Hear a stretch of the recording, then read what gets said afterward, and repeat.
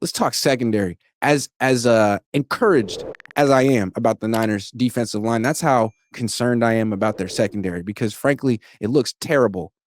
It looks like one player, Diamador Lenore. When Malik Mustafa comes back, that's two. But there's 5 players in the secondary, usually 5, sometimes 4. And right now, between Renardo Green and Jair Brown and Trey Brown, two Browns and a green. The guys with the colors for names, not doing so well. The 2 Browns and the green. Nope. Green is struggling. Brown is struggling. Stout is interesting, but he hasn't really been tested much in coverage that much. He seems to be very eager to defend the run, although we'll see if he can hold up when the actual pads go on and it's violent. And they're using him on blitzes as well. So that's interesting. But yeah, I think the Niners are going to really, I mean, this secondary is so concerning that it could actually hurt the defensive line.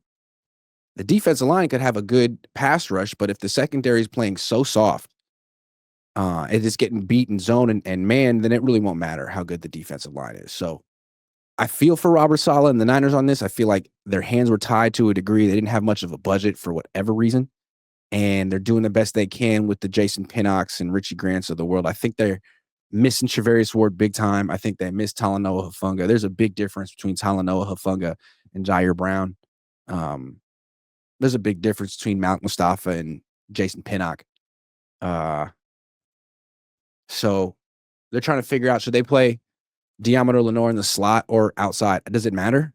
Because wherever he's not, that's where you're going to throw the ball. If you put him in the slot, then you got just a green light outside to the left and outside to the right. And if you put him outside on the left, then you have the other 2/3 of the field to throw to. I'm not scared.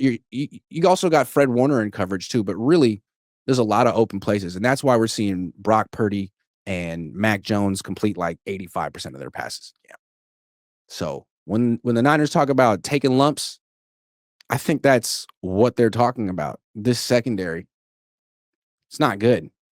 And I mean, if they were going to sign Justin Simmons, they probably would have done so by now. Why? I think they should sign Justin Simmons.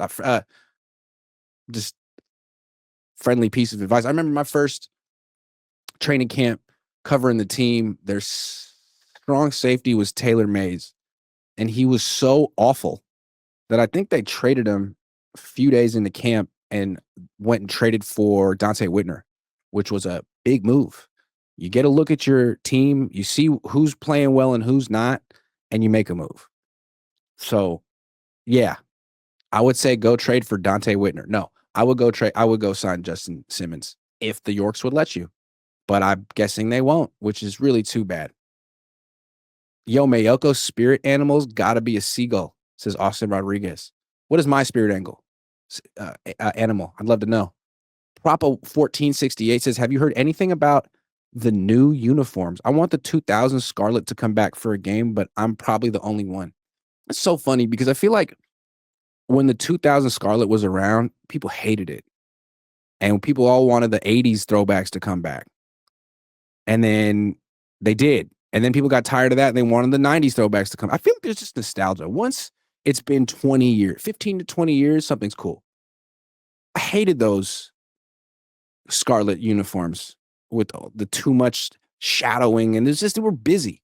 But now it's been 15 years, and you know what? I miss them. Bring them back. It's funny how nostalgia works, right? It's about a 15-year thing. I've been listening to like old indie rap from like late 90s, early 2000s that I listened to a lot in middle school and high school that I just was like really sick of for 15 years, like Jurassic 5, People Under the Stairs, Most Death, Ugly Duckling, like Deltron 3030, that kind of stuff. Stuff that was really hot in 2000, back when there was an indie underground scene of rap and that people cared about not selling out. Yeah, been listening to a lot of that stuff. It's nice because I feel nostalgic for the days when I was 15 and I was certain that I would never sell out. But look at me now.